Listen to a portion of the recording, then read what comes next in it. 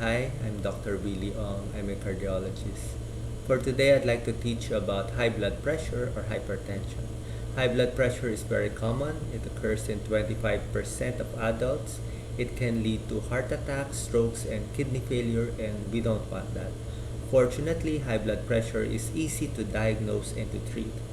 All you need is have somebody check your blood pressure using a blood pressure apparatus like so. There are also electronic types of BP apparatus which are fairly accurate. So how do you know if you have high blood pressure or not? If your blood pressure is 120 over 80 or a bit lower, that means that's normal. But if your blood pressure is 120 to 139, the systolic blood pressure, the first number, or your diastolic is 80 to 89, that means it's a little high, so we have to monitor it. If your blood pressure is higher than 140 systolic or 90 diastolic, that means it's quite high and you may need to institute lifestyle changes and maybe take medicines later on. And if your blood pressure is higher than 160 over 100, then that's quite high and you need to see your doctor soon. There are 4 effective lifestyle changes to reduce your blood pressure. Number 1, you have to lower your salt intake. Eat less salt, less salty food. Exert an extra effort to lower your salt intake. It can reduce your blood pressure maybe by 5 to 10 points.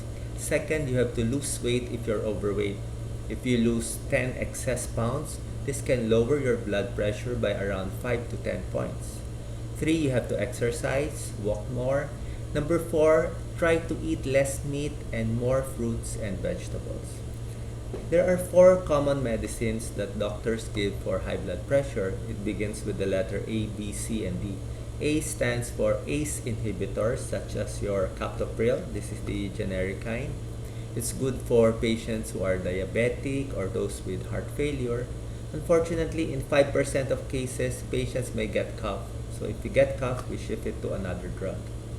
B is for beta blockers as exemplified by metoprolol. It's good for patients with angina, palpitation, or patients with heart disease. So this is quite okay.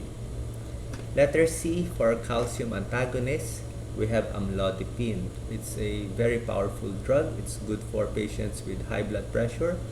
But in a few patients, they may have leg swelling or edema. And D for diuretics, we have hydrochlorothiazide, which we give to elderly patients. So in summary, you can treat your high blood pressure with lifestyle changes, and later on your doctor may give you medicines like so.